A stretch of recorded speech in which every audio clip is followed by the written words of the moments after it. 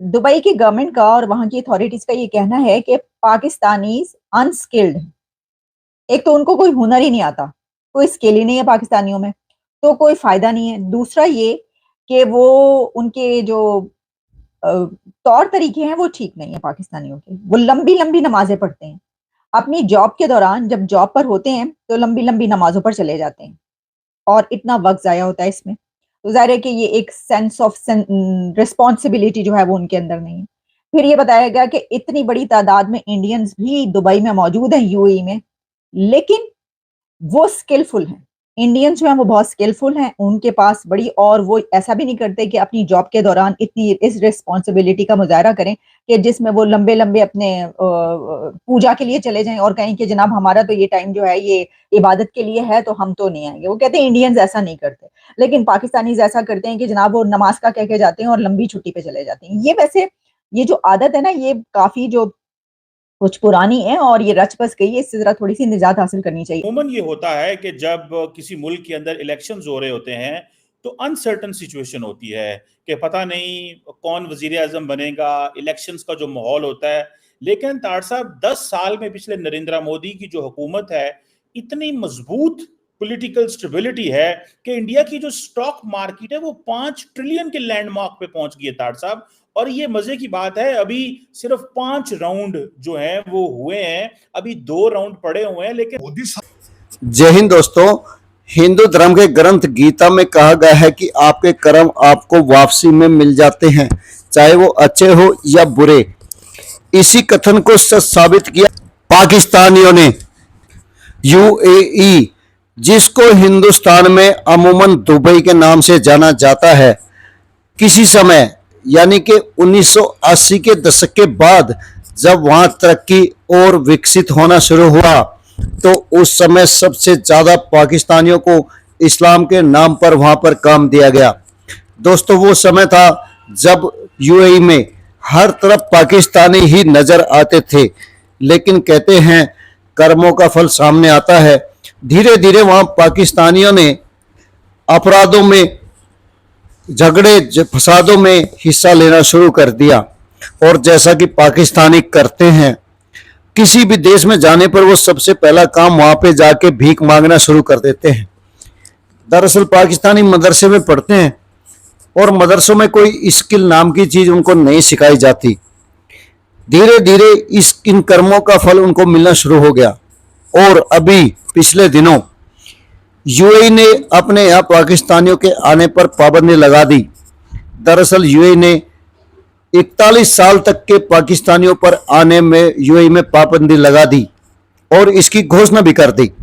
दरअसल पाकिस्तानी हमेशा बच्चे पैदा करने में लगे रहते हैं, जनसंख्या बढ़ाने में लगे रहते हैं, लेकिन उनको शिक्षा और स्किल जैसी कोई चीजें नहीं सिखाते। इसी का नतीजा है कि जब पाकिस्तानी बाहर जाते हैं तो वो देश भी असमंजस में पड़ जाते हैं कि इनको क्या काम दे। और जब उनके पास काम नहीं होता तो वो छोटे मोटे अपराधों में, लड़ाई झगड़ों में, दंगों में, फसादों में शामिल हो जाते हैं और शरिया जैसे कानून लागू करवाने में लग जाते हैं। इसी का नतीजा निकला कि यूएई ने 41 साल तक के पाकिस्तानियों पर प्रतिबंध लगा दिया, अपने देश में आने में प्रतिबंध लगा दिया। चलो, प्रतिबंध तो ठीक था, लेकिन वहां की एपस्ट खबरों के अनुसार जो खबरें आ रही है उसमें यूएई ने जो कारण बताए, जो कारण रहे, वो इस प्रकार थे कि पाकिस्तानी अनस्किल्ड होते हैं, यानी उनके पास किसी किस्म का हुनर नहीं होता।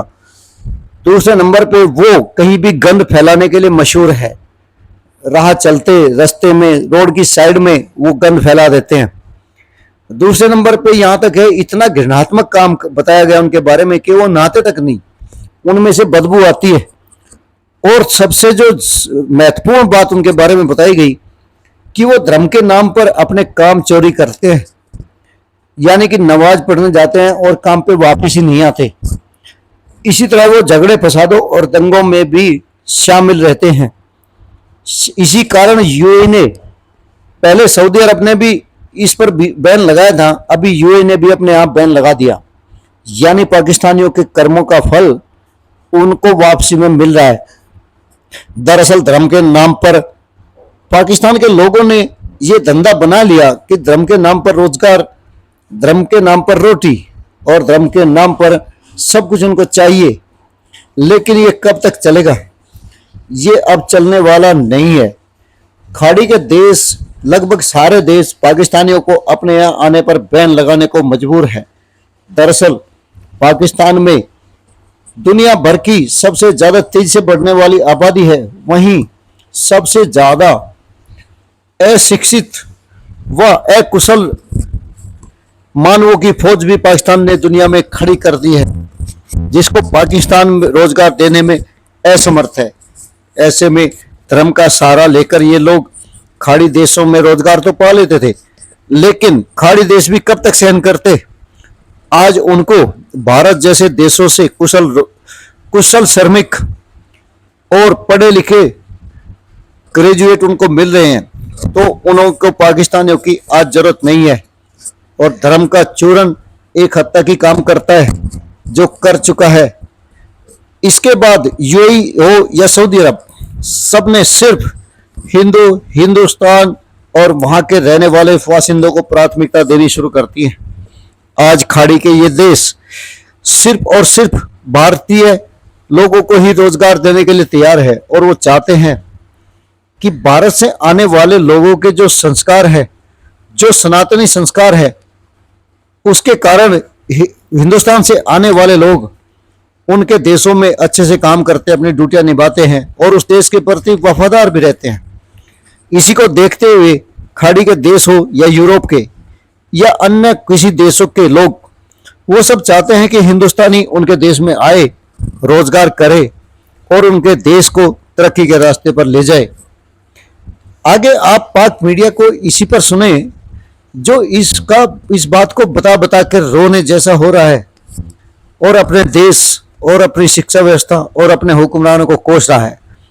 आपसे गुजारिश है कि वीडियो को लाइक व शेयर करना ना भूले।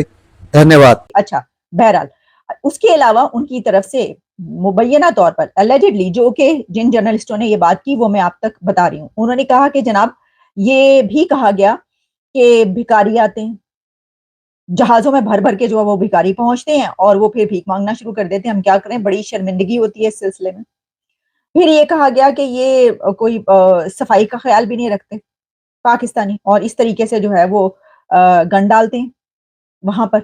अब सफाई का ख्याल नहीं रखते, मैं सोचने लग पड़ी ये कैसे है कि भाई वो अगर खुद ना नहाए तो वो उनकी मर्जी है, लेकिन बहरहाल ये भी एक बहुत बड़ी वो है कि जिसके ऊपर वो जाहिर है कि अगर आप सही तरीके से अपने जॉब पर नहीं जा रहे तो आपके ऊपर जो आपका एम्प्लॉयर है वो ये वाले सवाल तो उठाएगा। अच्छा, फिर उन्होंने ये कहा कि लड़ाई झगड़ा बहुत करते हैं पाकिस्तानी, बहुत झगड़ालू होते हैं, और इतना यहाँ पर लड़ाई झगड़ा करते हैं दुबई में जो आते हैं, और उनकी लड़ाई झगड़ों की वजह से जो है बड़ी बड़ी मुसीबत रहती है हुकूमत को। तो ये तो मैं आपको कुछ बातें बता रही हूँ। इसके अलावा और भी बहुत ज्यादा संगीन किस्म के जो इल्जामात हैं वो लगाए गए हैं यूएई की तरफ से पाकिस्तानियों पे, बकौल कुछ जर्नलिस्टों के, जिन्होंने ये बात जो है आगे तक फैलाई।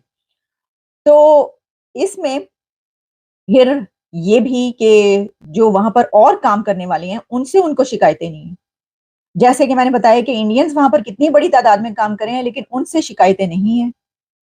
दुबई की रूलर्स को, दुबई की गवर्नमेंट को, दुबई के लोगों को, उनकी अथॉरिटीज को, पाकिस्तानियों से ये सब शिकायतें हैं उनको।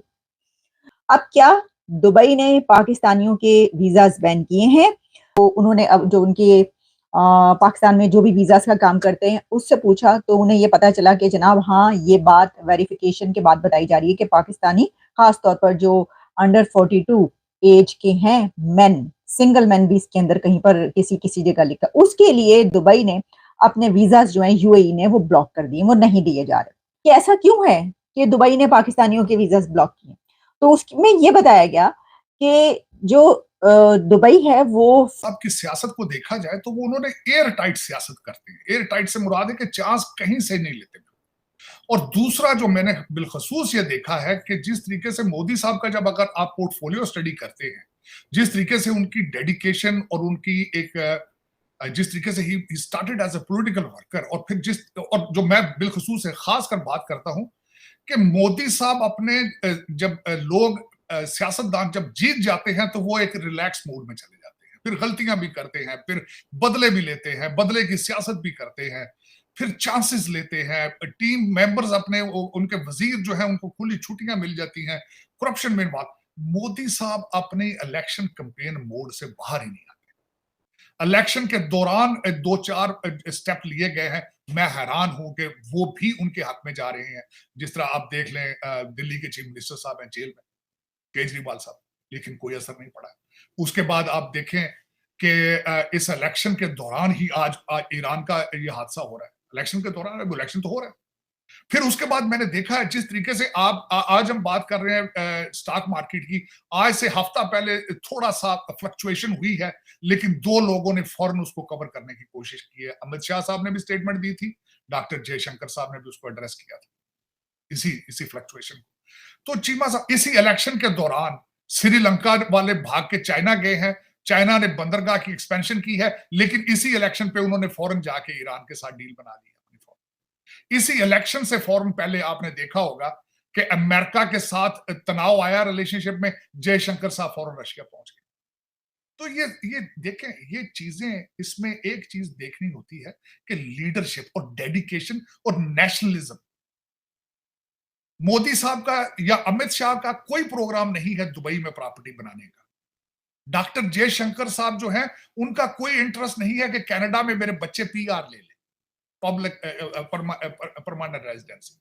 उनका कोई टारगेट नहीं है कि आईएमएफ का पैसा हमने लेकर तो लंदन में कितनी प्रॉपर्टियां बनानी, ये उनका टारगेट नहीं है। आपने पाक मीडिया को सुना, जो दरअसल पाकिस्तानियों के हालात पर रोने को मजबूर है, वहीं खाड़ी देशों से उनको जिस तरह खारिज किया जा रहा है, पाकिस्तानियों वाले दिनों में उनके हालात और खराब होने पर भी रो रहा है।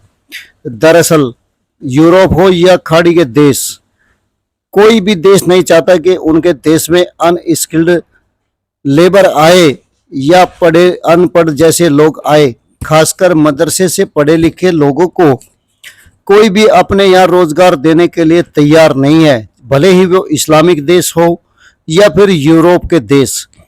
वहीं दूसरी ओर भारत में आज शिक्षा का स्तर इस तरह का है कि यूरोपियन हो या खाड़ी देश, हर कोई भारतीयों को पसंद करता है और उनको पहले नंबर पर जॉब देने की कोशिश करता है। दरअसल इसके पीछे भारतीयों के सनातन संस्कार भी कहीं ना कहीं काम करते हैं। और बतौर पाक मीडिया आप सुना होगा आपने कि भारतीय जहां अपने काम से काम रखते हैं, वहीं उस देश की तरक्की और उसके विकास में एक महत्वपूर्ण साझीदार साबित होते हैं। वहीं दूसरी ओर भारत की अर्थव्यवस्था जिस तरह तेजी से बढ़ रही है, उसके लिए भी पाक मीडिया की आश्चर्यजनक स्थिति है। दरअसल $5 ट्रिलियन के मार्केट को छूने का कारण पाकिस्तानी मीडिया बता रहा है कि पीएम मोदी, जो तकरीबन 5वें चरण में ही प्रधानमंत्री दोबारा तीसरी बार घोषित हो चुके हैं, इसमें कोई संदेह भी नहीं है कि आज भारत का शेयर मार्केट जहां $5 ट्रिलियन को छू रहा है, तो उसका सबसे बड़ा कारण मार्केट हो या हिंदुस्तान या दुनिया की दूसरी ताकतें, उनके बीच में कहीं ना कहीं ये बात नजर आती है कि पीएम मोदी तीसरी बार फिर पीएम बनने जा रहे हैं और उनके फैसलों से भारत की अर्थव्यवस्था फिर तेजी से पटरी पर दौड़ेगी, जो इस समय भी दौड़ रही है, लेकिन शायद आने वाला समय उसके लिए और चमकीला होने जा रहा है। वीडियो को लाइक व शेयर करने के लिए आप सभी का धन्यवाद। जय हिंद, जय भारत।